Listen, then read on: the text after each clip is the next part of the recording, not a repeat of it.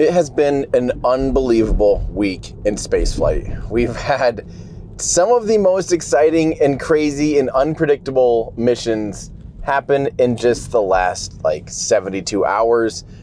We had the inaugural launch, the very first launch attempt of New Glenn, Blue Origin's New Glenn. We had Flight 7. We've had 2 lunar missions flying on the same rocket, which I don't even know anything about because it's been way too busy. I was all over the United States.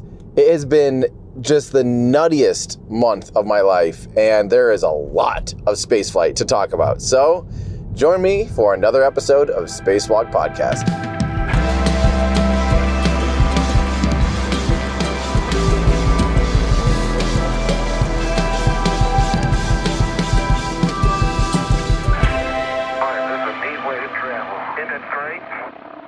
Alrighty, episode 12 of Spacewalk Podcast. Hi, I am Tim Dodd, the Everyday Astronaut. If you're listening to this, you probably already know everything we're going to talk about because you're a nerd too, which is the beauty of this podcast. First off, let me apologize for the noise that you'll inevitably hear. This is about the only time I'm going to be able to find in the next just weeks even to be able to have any time alone and to myself and where I can collect thoughts. Because we are still preparing for the Astro Awards. So I'm driving right now to the airport, leaving South Padre, leaving Starbase, to be able to get home, to prepare things for the Astro Awards, which are coming up January 25th and 26th in Austin, Texas. I can't wait. Sorry if you're getting sick of hearing about it. I'm going to tell you more about it. We have our nominees officially listed. We have a lot of people coming to represent these companies and missions that are going to be accepting awards. We have 2 days of panels with some amazing people like Scott Manley, with Apollo 16 astronaut Charlie Duke, with the entire crew of Polaris Dawn, including Jared Isaacman. We have a lot of fun stuff. I mean, the list of people coming, and just even people coming to hang out too, like my friend Brian from Real Engineering, Lex Friedman's coming. A lot of really cool people are going to be there, and it's a lot of fun. We're almost out of tickets, so I won't mention it too much more, especially if we do run out, that I don't want to create too much FOMO. But if you can find yourself in Austin, Texas on January 25th to 26th, go to astroowards.live and get your tickets right now before they sell out. So we're going to record it, and hopefully we'll be uploading all that content as soon as we can, because hopefully we have some amazing panels. With two days of panels, I think we're going to have some good content to post. So stand by for that. But my friends, we have so much spaceflight to talk about.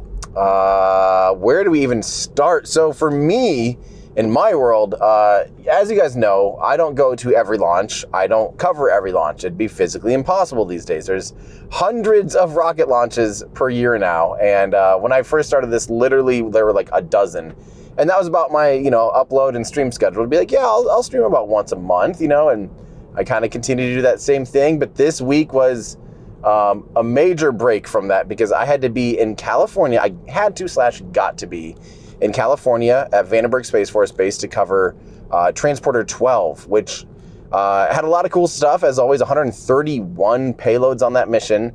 But the reason that I was there is I got hired and asked to be there for Mark Rober because he launched a satellite called SatGus, which is a selfie sat where people can upload their pictures and see themselves literally in space with the Earth in the background.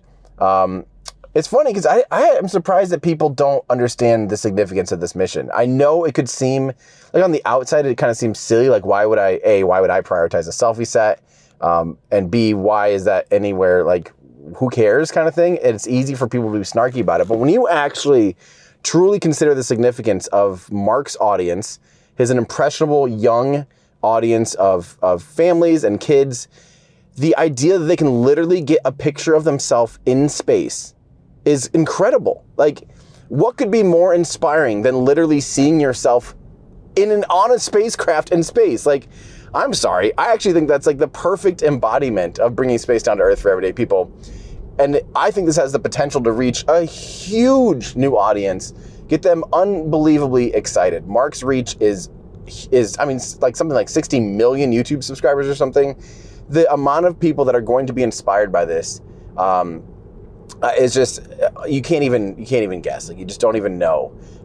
And when we were there covering the launch in person with 300 other people, it really drilled in how important this is to people, and how so many people came up afterwards saying, like, this was my first rocket launch. I didn't know anything about rockets, but that was the coolest thing I've ever seen in my entire life. We're going to learn as much as we can now. And you know, Mark's team even goes, you know, I think someone in this audience today will probably be the first person to walk on Mars, because they're so inspired and so excited. And hearing the screams of people witnessing a rocket launch and booster landing, because it was a transporter mission with an RTLS booster landing back at Vandenberg. It was amazing. I can't even describe how much fun I had. And like, I got kind of teared up at one point just because of the significance of how this is going to reach so many people, and what it could do to inspire someone to want to pursue, you know, a career in aerospace, or pursue anything, even just, you know, being a fan, getting excited about this stuff. I just, you know me, I just think this stuff is so important, just for inspiration, just for tuning out of the world's problems and coming together on something that's fun and inspiring. I just think that's important, and I think we need a lot more of that in this world, not less. So it is so weird to me when people try to divide any kind of wedges in the stuff. It's like, no, this is the one thing. It's all of humanity cheering for a common goal of space exploration. Like, this is what it's about. And I'm super into that, and I think it's really important in this time. So I had a ton of fun with Mark and his team. They were amazing, very passionate. They were so thankful and helpful, and just awesome. Mark was great to work with. He got emotional at the rocket launch. Like, it was awesome. Mad respect for them and all the work that they do, because they put in a lot of work for that. But it was very hard, because we had to build our trailer and have the trailer done in time to be able to ship it out. It was literally, there could have been like a reality TV show based on us building this trailer, because like, we were literally still like plugging stuff in as the delivery, you know, drivers coming, because we hired a professional driver to take the trailer to run this live stream, and like, we're literally plugging stuff in as he's, you know, pulling in. We're like, and there, we're done, you know, like, hands off, like a cake building show or something. Cake making show. We're like, and hands off. It was crazy, and we actually did a good job of pacing ourselves to not get totally burnt out by it, but it was down to the minute. And yeah, it was a lot of fun. But ironically, then, the trailer being on the road does mean that all of our hardware that we normally use to run the show here at Starbase was in a trailer being transported across the country, and it was gone for basically exactly a week. It was gone from Friday to Thursday. So when it came to Starship, which will be the next thing we talk about, we didn't have our trailer there. We didn't have any of our normal live streaming stuff at all. So we cobbled together a solution. We kind of had an idea of how we were going to do this before, in case this type of thing happened. And in case I had to stream it from California, because that was a real possibility, is that I was going to miss the next booster attempt, catch attempt, and I was going to have to stream it from California, because that's where I was going to be. So we kind of had an idea how we could do this. And so at least we had some, you know, pre-planning kind of going. And yeah, we cobbled together something, and it ended up being almost completely fine. We had one little glitch. Andrew fixed it right away on his end, but it was awesome. I had a ton of fun just knowing that I was actually there for the launch and the catch, and it was insane. I got to tell you guys, I've been waiting. I made a everyday astronaut photo back when I was in the spacesuit in 2016. So I've been waiting 8.5 years to see a booster catch. Literally 8.5 years. And I lost my mind, because even though obviously I've seen all of our footage from Flight 5, I've seen all of the footage from Flight 5, in person, when you see that thing falling out of the sky so fast, it's so much, it looks like, I think it is faster. It's flying so much, falling so much faster than Falcon 9 even. It's so much bigger and closer, and it just was so crazy to see that, yeah, I definitely lost my mind. I definitely got a little excited, and I apologize if it can be too much at times, but I can't help it. To finally see one in person was just the coolest thing ever. So I'm really glad that we made it. But I'm sad that although the booster catch was a huge success, Flight 7 was not a success. otherwise. Starship, spoiler alert, if you're listening to this, I think you know this, but the upper stage did not complete its full burn, and it was terminated about 3/4 of the way through its burn. It was pretty close to getting to the end, and the ship blowing up is very bad. I don't want to downplay it. It's one of those things where it's like this might delay the next launch 2 or 3 months, because I'm thinking the FAA is really going to want a very nailed down answer to what happened and how do we prevent this in the future before they fly again, because it could have been bad. There could have been, I don't know of any, word of anyone being hurt or any property being hurt. I think, the vehicle, Scott Manley talked about the idea that it could have potentially strayed off of its, off of its trajectory, off its corridor. I don't know if it would have done that, because the whole thing with flight termination system is, even if you have one engine running and it's yawing completely out of control and it's starting to leave that corridor, as soon as it does begin to leave the corridor, that's what triggers the flight termination. So unless it didn't trigger when it was supposed to, which I don't see happening, because by that time it was already, nearly orbital velocity, and you only had a few seconds of off nominal thrust, of asymmetrical thrust, because for a long time you just had one engine that shut down. So here's what we know. Let me give you kind of an overview of what we know. There was definitely a leak in the engine section of Starship. This was the first version 2 of Starship. There was a leak in the aft section, and a fire accumulated, and it ended up being the destruction of the vehicle. It chewed through probably wiring and all of the important things.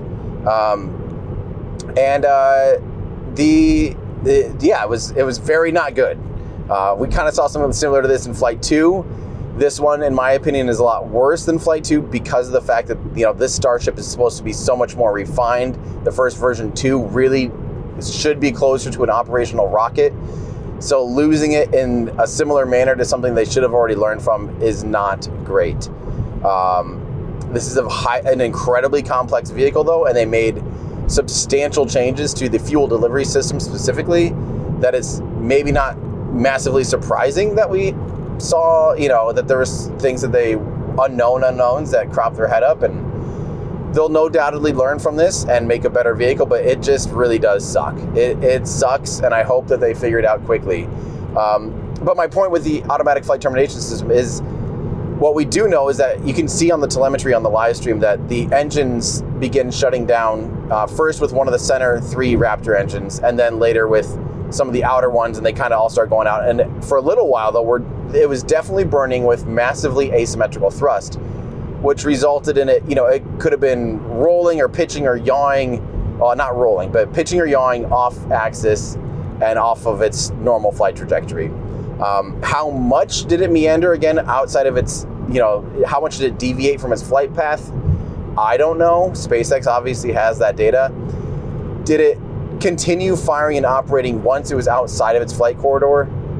I doubt it, because again, that is the point of the flight termination system. If that did happen, if flight termination did not trigger when it was clearly outside of the flight path and outside of its corridor, then that's very, very bad. That would lead to an even bigger investigation. So I really hope that it's nothing too crazy.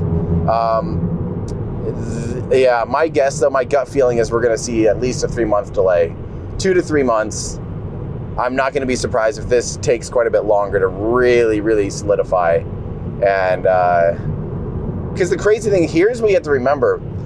Let's say it burned for another, I think it had like a minute and a half left or something. If it burned for another minute and was almost orbital and blew up right when its ballistic trajectory would have taken it over Africa, Starship would have been raining debris down over Africa. It could have been that bad, where it's landing, the debris field would be over populated areas. Because of course, at some point, it's going to overfly people. It has to overfly Africa.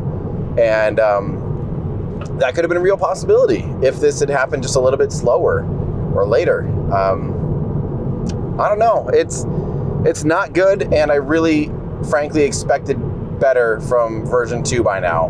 I expected it to be more refined, more reliable, more flight ready, more orbital ready, more operational, less prototypey. And unfortunately, it experienced a very prototypey scenario. So, not good, but the booster landing looked amazing. Looked like it was absolutely 10 out of 10 perfect. They lowered it down really quickly. It was crazy. It was a lot of fun to see. And I wouldn't mind a 2 or 3 month break from thinking about Starship. I know we would like to have a little bit more time again to continue to hone in our operations now that we have the new trailer. Get that completely 100% ready to go. That'd be amazing. So that's kind of the overview there of Flight 7. Crazy. Just crazy. But ironically, if Flight 7 kind of did a reverse New Glenn. New Glenn got it to orbit, did not land. Starship did not land, or did land, did not get to orbital-ish. And I think that's pretty funny. So let's talk about New Glenn. New Glenn was the first launch of Blue Origin's orbital vehicle, their orbital rocket, New Glenn. And it was overall a very big success. Of course, on a first mission, you would definitely need to say that orbit is your goal, and orbit is something that's still pretty hard for most programs to nail on the first attempt. They nailed it on the first attempt. Plain and simple, they absolutely nailed orbit on the first attempt. And that's mighty impressive. That's a very big and very capable rocket. While being reused, can still launch 45 tons to low Earth orbit. So it's almost super heavy capable, super heavy lift rocket. When reusable, if they expended that booster, they could probably easily get it up into super heavy territory.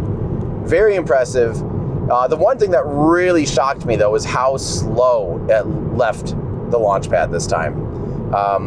It left, when you calculate it out, I saw someone calculate it out to be roughly only about 1.1, a thrust-to-weight ratio of about 1.1, which is very low. Starship is about 1.5. Falcon 9's, I think it's around 1.35 or so, somewhere between 1.3 and 1.4. The higher the thrust-to-weight ratio, generally it can be more efficient because you're not losing as much acceleration to gravity. So you kind of get a free lunch.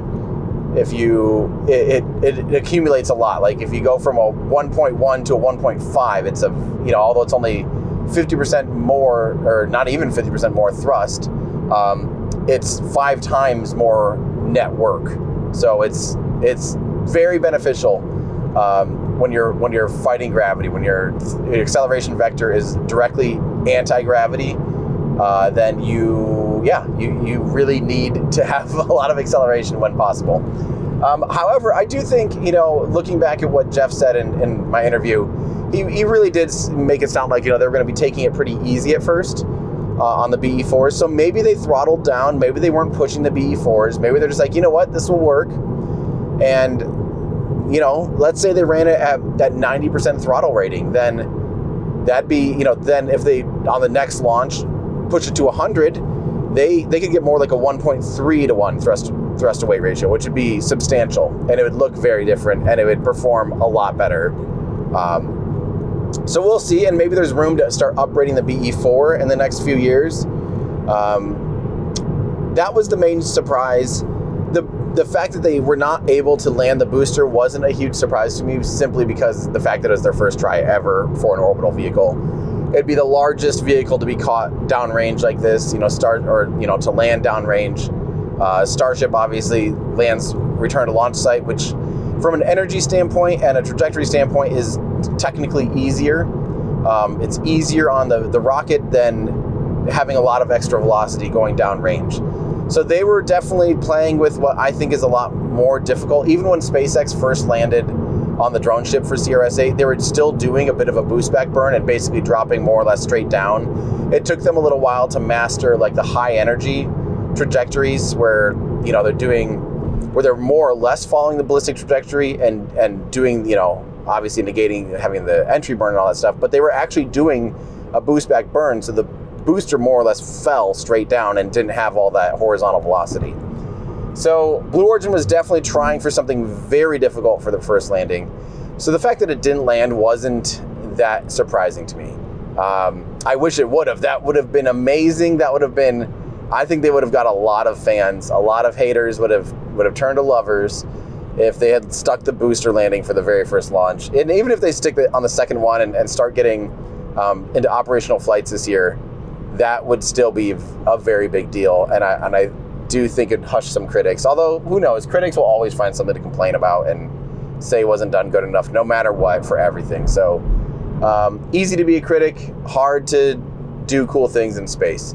So mad props, though, to the Blue Origin team for finally getting New Glenn off the ground. It was a lot of fun. I'm sad that they didn't have better views. It seemed like they had very poor downlink on the rocket. We saw very few views from the rocket. I wish we had better views.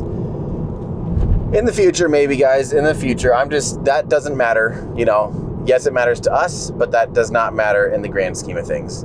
So, yeah, that was New Glenn. It was an impressive. By the way, it did make it out to its, you know, planned orbit, which was something like 20,000 or 19,000 kilometers by like 2,000 or something. It was a very highly elliptical medium Earth orbit mission. So not just some low Earth orbit, not suborbital like people always say. Like, and even, guys, my favorite thing happened. Elon and Jeff were congratulating each other on successes, which is what I like to see. I like to see that. They're still obviously in competition with each other, but it's really fun to see competitors, supporting each other and recognizing how hard this stuff is. I was really glad that some of those petty things that have been said in the past, it'd be fun to see that behind us now, because I would love if they, were continually supportive of each other's work, because I think that's better in the long run. I think, and I think having these two companies both competing against each other is very, very good for spaceflight, because I think it's making for two, when they're competing against each other, they can't rest on their laurels. They just have to keep pushing, and making a better and better rocket. So I think that's a lot of fun. And like I said, it was a crazy week. And then, like I said, there's 2 lunar landers flew on a Falcon 9 that I don't even know what happened, other than I know both deployments were successful. It was just too busy for me. I haven't even had time to read up on that. Maybe I'll try to cover like when Blue Ghost lands on the moon, which will be in a few weeks or maybe in a month. I don't even remember. I would love to cover that, because that's an exciting mission to me. I'm sad that I missed the launch. I was on a plane when it launched. So yeah, it was, would have been a really fun one to cover and talk about. But nonetheless, it's at least exciting that's what kind of stuff is happening in 1 week. Let alone, there's still other launches. It was just absolutely crazy. It was way too busy, and I'm really looking forward to Astro Awards. Really looking forward to Astro Awards being done, so I can take a break. This will be my first break in months and months of literally, I took a day off for Christmas, worked through New Year's. Literally on New Year's night, we were still building the trailer. New Year's Day, we were building it's been a long time since I've really had an actual day off. I kind of got a little bit of a break on last Saturday before going out to Transporter 12. But even then, I was editing stuff together, getting the video done about what's new with Flight 7 and the new version of Starship. So I was still editing. So I was still working. Sunday was still working. It's been a lot, and I'm looking forward to a nice little break. So, I don't know if I'll do another podcast before then. Maybe I will. I'm not doing great at my bi-weekly idea, but I'm at least doing about once a month.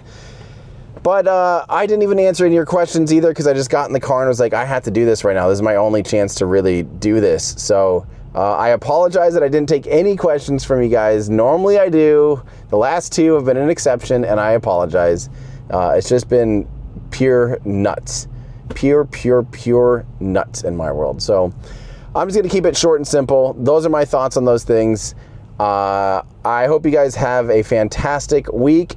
Like I said, maybe I'll see a few of you at Astro Awards, and maybe a few of you, maybe the rest of you guys, if you can't make it, we'll hopefully be able to get the videos out to you relatively quickly after the Astro Awards. So that's that.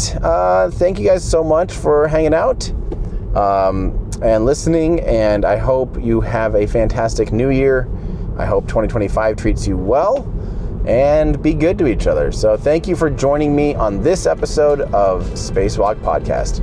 Join me on the next walk. Bye, everybody.